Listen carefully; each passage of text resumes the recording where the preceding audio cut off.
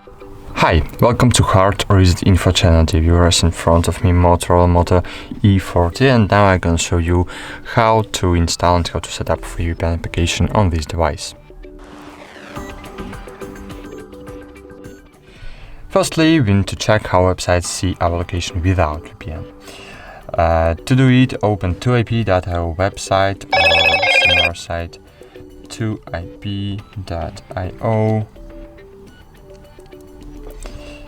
And as you can see, I'm in Poland, it's Krakow, it's true, but now open Play Store and find here Turbo VPN. Find the app with a rabbit on the icon and click install. Cool, now click open, agree.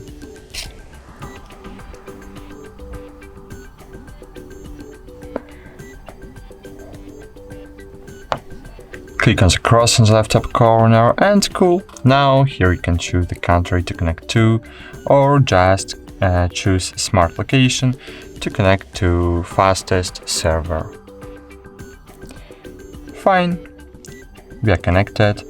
Now just reload to ip.io web page to check how websites see our location now. As you can see, we are in Georgia now, and cool!